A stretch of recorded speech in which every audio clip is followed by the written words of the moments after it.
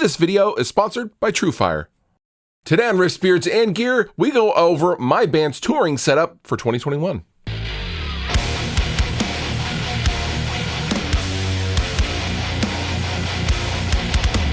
So I just got back from being on tour for nearly 2 months, month and a half, something like that. 6 weeks, technically, I think it is. My band, Dragged Under, has been on tour with Beartooth and Wage War, and I've basically been screaming every night for 6 weeks straight. And I also had a cold. My voice is kind of shot and shredded. However, I thought I would take you guys through my band's entire live touring setup for 2021.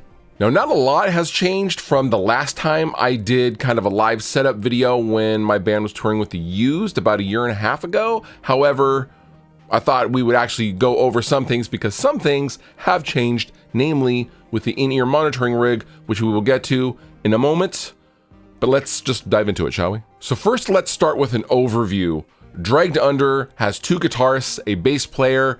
They require 3 vocal mics, and we have, of course, a drummer. Now, the 3 vocal mics are required for our singer Tony, our bassist Hans, and me. I do all the screamy parts. I don't actually sing anything.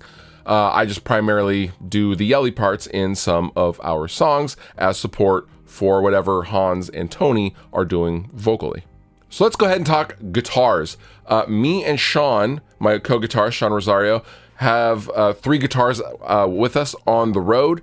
Dragged Under uses 2 different tunings, and so we have a primary guitar, a backup for that primary, and then one guitar, the third guitar, for drop D tuning, whereas the previous 2 guitars are in drop C sharp tuning, which is our primary tuning for most of our songs. Now, Sean plays Schecter guitars. He's out with a Jack Fowler signature model, which is his primary guitar, and then his drop D guitar is a Nick Johnson guitar.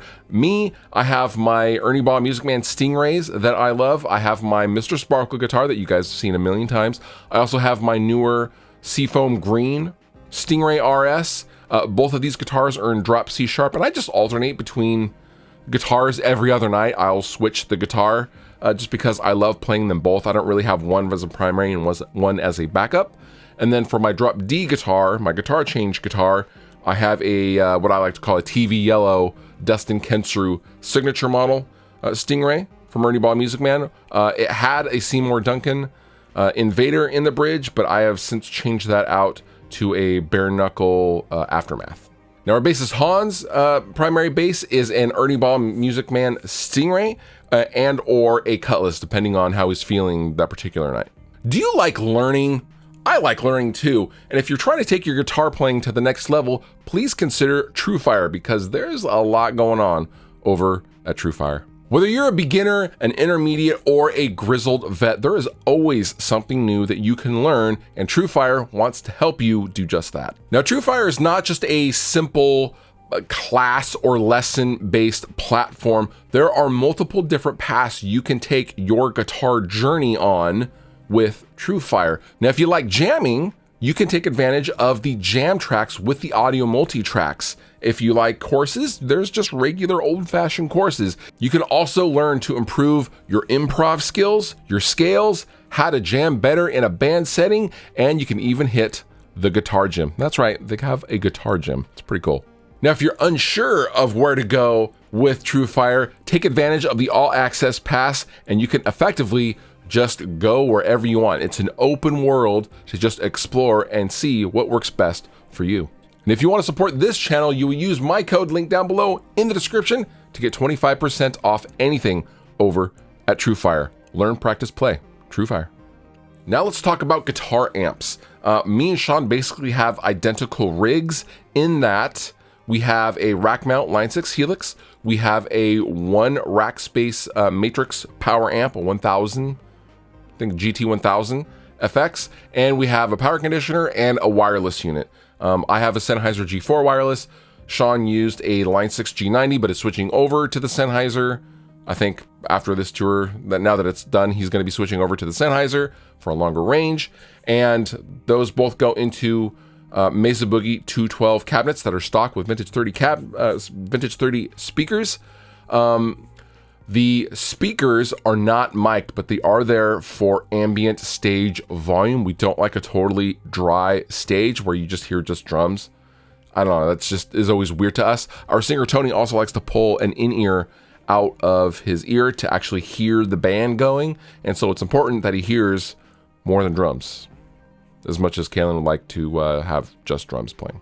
Now our bass player Hans uses a dark glass microtubes amp into a Mesa Boogie 410 cabinet. Very, very simple setup. I think he has a rack wireless, so that's a Sennheiser, and a tuner. And that's it. That's the entire setup for the guitars. Now, how do all of these work together? Well, we have our in-ear rack that you guys have seen before. It's been updated slightly, but all three stringed instruments, the bass and two guitars, and all three vocal mics go into the in-ears, the in-ear rack, so we can hear them in our ears. The drums are not mic'd to our in-ears. The front of house mics those because ambiently the drums are still loud enough. Even in the biggest of places that we've played, we can still ambiently hear the drums just fine. There is a split from the helixes, so there's an output going to the cabinet, but there's also an XLR out going to the input of the in-ear monitor rig. Basically, my helix patch and Sean's helix patch looks like this for the routing. So it's going out for two different sources. I have York audio impulses going to front of house, and that's predominantly what the audience is hearing. In the in-ear rack, we have taken out the Behringer X32 that we previously had in the rack because A, it died, but B, we were using the X32 as an audio interface and as a digital mixer.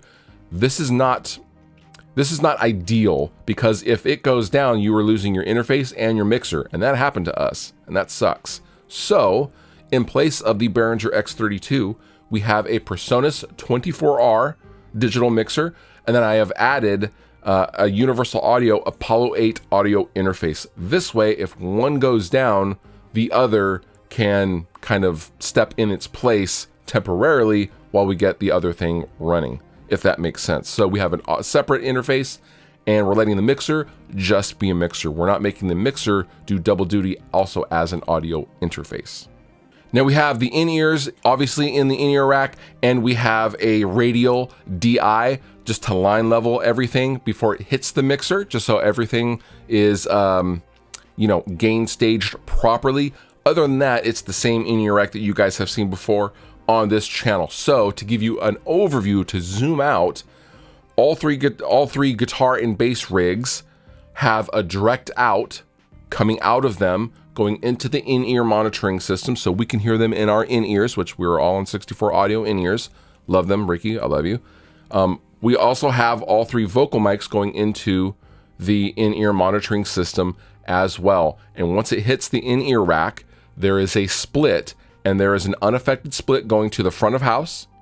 And then there's the other side of the split, basically a giant Y cable coming to our in-ears so we can hear ourselves.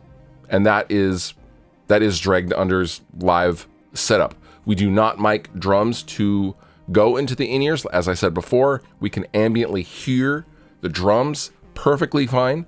And that's it. That's basically the sound of Dragged Under. So if you've ever seen us live, you are hearing the direct Helix guitar tones kind of mixed with a little bit of the stage volume coming off the guitar cabs. I want to stress that the guitar cabs aren't cranked at all.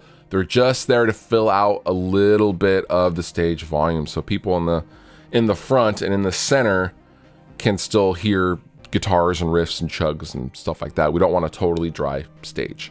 And that's really it. It's pretty simple when you boil it down. This is a very effective, compact rig, which is really what this rig has to be. Yes, of course, I would love to play behind or in front of massive Mesa Boogie stacks, but having to load our gear out ourselves and also having to be off stage in less than 10 minutes most of the time, we have to have our rigs boiled down to its most simplest form. And yeah, that's it. I don't think I'm missing anything. I think that's basically it. Guitars, helixes, cabs, vocal mics. We're all on Sennheiser E935 vocal mics. Everything is wired with HOSA cabling, and yeah, Quantum Industries guitar boats.